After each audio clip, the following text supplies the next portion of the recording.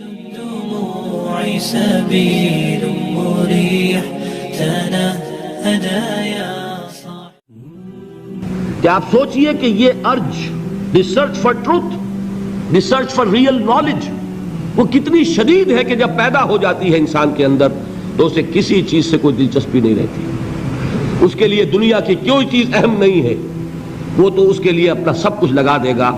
He wants to know the truth. حقیقت کیا ہے؟ حضرت سلمان فارسی رضی اللہ تعالی عنہ کہاں پیدا ہوئے؟ ایران میں. فارسی ہے. باپ ایک بہت بڑے آتش کدے کا چیف پریسٹ تھا، سب سے بڑا پجاری. اور وہ ظاہر بات ہے کہ جب باپ اس منصب پر ہے تو باپ کے بعد بیٹا بیٹھے گا، کیریئر اس کے لیے روشن. لیکن ان کو یہ خیال آیا کہ یہ عجیب بات ہے، آگ ہم خود جلاتے ہیں، ایندھن نہ ڈالیں تو جلتی نہیں، ہم ایندھن ڈالیں تو جاری رہے گی، اور پھر اسی کے آگے ہاتھ جوڑ کر کھڑے ہو جائیں، اسی سے ہم دعائیں کریں، اسی سے ہم مانگنے لگیں. یہ تو بڑی بے وقوفی کی حرکت ہے، میں اس کو کرنے کے لیے تیار نہیں. آپ کو معلوم ہے he left his house, he left his country. گھر چھوڑا، ملک چھوڑا. کہاں گئے؟ شام. شام میں عیسائی راہبوں کے پاس، جیسے گوتم بدھ نے ایک ایک رشی اور ایک ایک منی کی خدمتیں کی ہیں، جوتیاں سیدھی کی ہیں علم حاصل کرنے کے لیے. یہ سلمان فارس کا رہنے والا ایک ایک عیسائی پادری کے پاس، ایک ایک عیسائی راہب کے پاس جا رہا ہے. مجھے بتاؤ حقیقت کیا ہے؟ ایک سے کچھ حاصل کیا، دوسرے کے پاس گئے. اب آخری جو شخص تھا بہت نیک، بہت زاہد، بہت عالم، بہت عارف شخص. چونکہ آپ کے علم میں ہے کہ اس وقت تک جب تک حضور پر وحی نازل نہیں ہوئی تو دین کون سا تھا؟ دین عیسوی. اور وہ دین عیسوی کے ماہر اور بڑے ہی ایسے روحانی طور پر اعلیٰ مقام پر فائز راہب موجود تھے. حضور کو بچپن میں پہچانا ایک راہب نے، بحیرہ راہب. پہچانا کہ نہیں پہچانا؟ اسی طرح کا یہ راہب تھا کوئی شخص. جب اس کی موت کا وقت آیا، حضرت سلمان فارسی پوچھتے ہیں کہ اب آپ مجھے کس کے حوالے کر رہے ہیں؟ میری تو وہ علم کی پیاس ابھی بجھی نہیں ہے. وہ شخص کہتا ہے میرا علم یہ مجھے بتا رہا ہے کہ نبی آخر الزماں کے ظہور کا وقت اب قریب ہے. تمہارے اندر جو یہ پیاس ہے علم کی، یہ تو انہی کے دامن میں پہنچ کر اس کو سیری حاصل ہوگی. اور میرا علم مجھے بتاتا ہے کہ جنوب کی طرف کھجوروں کی سرزمین میں ان کا ظہور ہوگا. لہذا قسمت یاوری کرے گی، بسم اللہ کرو، ادھر کا رخ کرو. ادھر اس راہب کی آنکھیں بند ہوئیں، ادھر انہوں نے سفر شروع کیا عرب کا. ایک قافلے کے ساتھ شریک ہو گئے. قافلے پر ڈاکوؤں کا حملہ ہوا، گرفتار کر لیے گئے.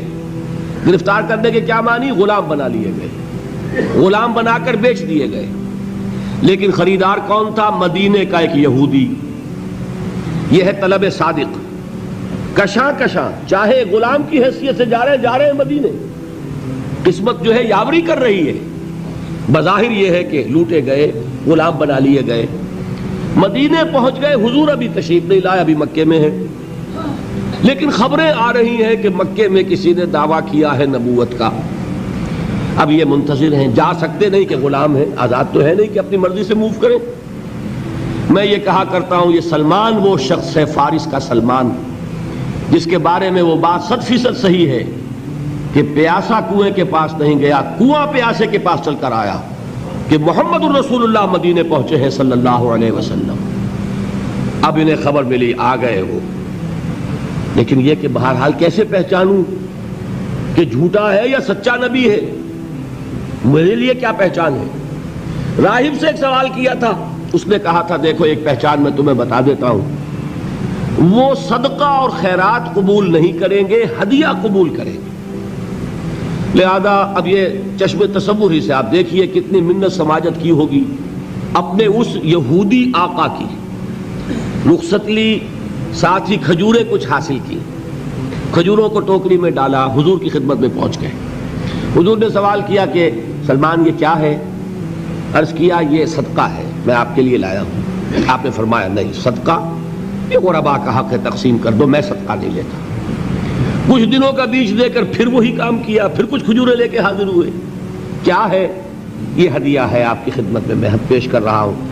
فرمایا ہاں ہدیہ میں قبول کرتا ہوں. فوراً ایمان لائے، قدموں میں گر گئے. اب آپ بتائیے کہاں سے کہاں سلمان پہنچا ہے. اگر وہ بھی اپنے معاشرے میں جو چیز مانی جا رہی تھی اس کو مان کر اپنی زندگی بتا دیتا تو کیا محمد الرسول اللہ صلی اللہ علیہ وسلم کے قدموں تک پہنچنا نصیب ہوتا؟ یہ ہے وہ بات. اب اور مثالیں سن لیجئے. ورقہ ابن نوفل ہیں، مکے کے رہنے والے ہیں، لیکن ان کا دل پھر گیا یہ بتوں کو پوجنا چیبانی دارت، بے جان مورتیاں خود ہم تراشیں، ان کو پوجیں. لہذا وہ اب حقیقت کی پیاس میں گئے کہاں؟ مکے سے چل کر شام پہنچے. اس وقت تک حضور تو پیدا تو ہو چکے ہیں، ولادت ہو چکی ہے، وحی کا آغاز نہیں ہوا. لہذا ورقہ کہاں پہنچے ہیں؟ شام. وہاں جا کر عیسائیت اختیار کرتے. وہی دین تھا اس وقت، جب تک وہی حضور پر نہیں آتی وہی دین ہے آسمانی. حضرت عیسیٰ علیہ السلام کی رسالت کا دور چل رہا ہے اور اتنی مہارت حاصل کرتے ہیں کہ ان کے بارے میں آپ کو ملے گا روایات میں کان یکتب التوراۃ بالعبرانیہ، کہ حضرت ورقہ ابن نوفل عبرانی زبان میں تورات لکھا کرتے تھے. مکے میں عربی زبان کے لکھنے والے گنتی کے لوگ تھے اور یہ عبرانی کی تعلیم حاصل کی انہوں نے. اتنے بڑے عالم.